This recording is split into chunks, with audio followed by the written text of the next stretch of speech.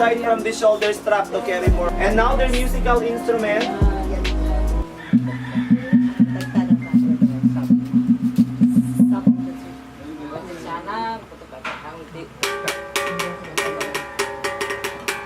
Okay, so those musical instruments are few hundred years old, handed down by their ancestors.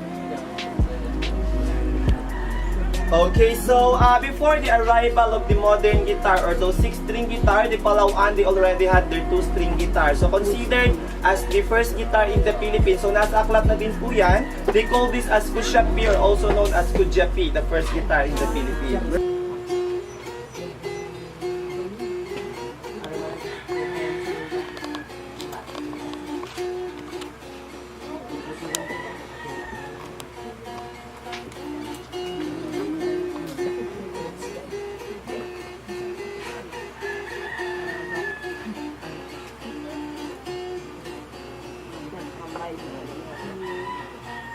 Okay.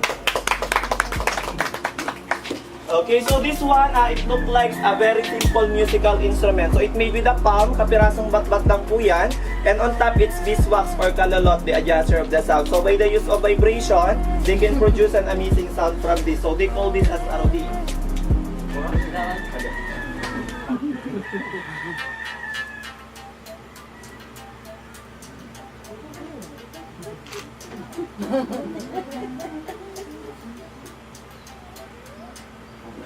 Okay, naya po siya. Okay, so most of their music are more on nature songs. So to make the fruit dances or to make an amazing story about the birds. And here, they don't dance to entertain tourists or visitors because tribal dances are ritual, which is sacred. So they only do dance when there's good harvest or when there's ceremony of their tribe. So Palawan tribe, they are hunter-gatherers. So they only plant seasonally. So they only plant during the start of the rainy season, and the rest of the year, they are more on hunting, and then they gather wild crop. And now they're hunting tools. Hawakan niyo daw po, sir. Okay, so that one, it looked like a very simple common spear, but according to them, it's almost 100 years old spear. So they call that as ligid. So they also pass that generation to generation. So yung handle na lang po yung pinapalitan. And this one is their special hunting tools. They call this sorayang. So it looks like a harpoon, but this is not for fishing. So once they have a target, they'll just going to throw this from a distance. And once it hits the target, it will going to pierce through and get stuck because of the hook. And when the target runs, these two will going to separate. And this stick will going to serve as an anchor or ankla. So when the stick hang on the bushes or at the roots, that's the time that they will going to follow up with the ligid or even machete or polo. Even though we have the lighters and matches at this moment, they still prefer to use that one. So in just a matter of one strike, there's a smoke now coming out from the bottom of their dart. So all they need now is some dry leaves or dry grass to make much more bigger fire. So that's the fastest way on how to make fire for them. Kasi kung posporo nagmumoy sa bundok, hindi rin nila masyadong magamit. And then lighters, pag naubusan sila masyadong malayo pababa. So the hardest part to go on their village is to go up. It takes one day pag mabagal ka maglakad. So regarding po with their population, there are still thousands of them.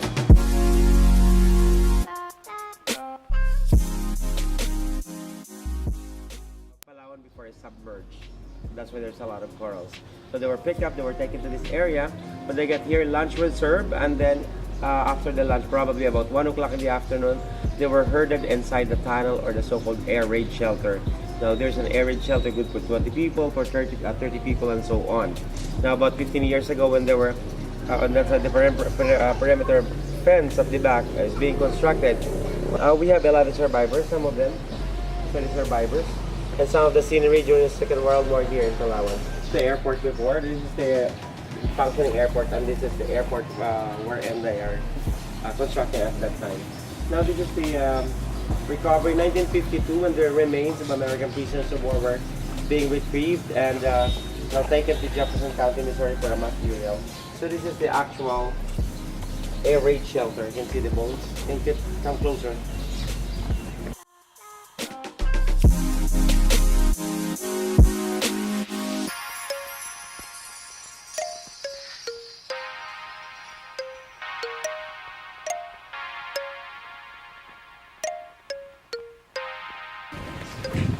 This is how it looks like with air raid shelter. Some of the survivors jump off the cliff of the baskets. This place before is covered with a higher barbed wire. They managed to climb up and jump up the cliff. And Eugene Nelson, he is also one of the survivors.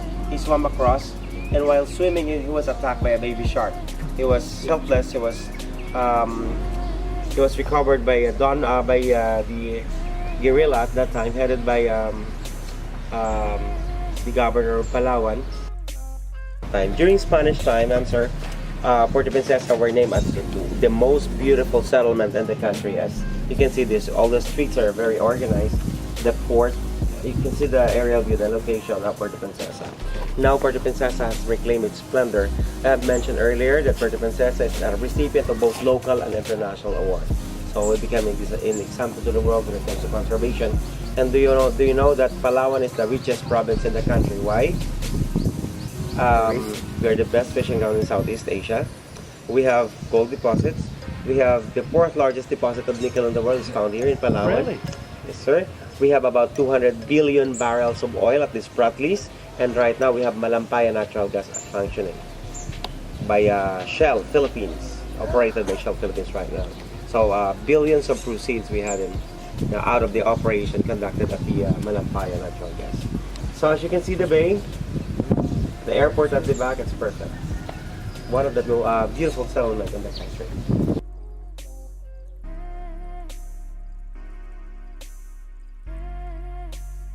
He is the last living survivor among the survivors of Plaza Cuartel massacre. So in 2007, he came back here. He brought this statue, he made it himself, donated it to the city government, and on his behalf, this monument was erected. He came back 2009 and 20 seconds passed away at the age of 92.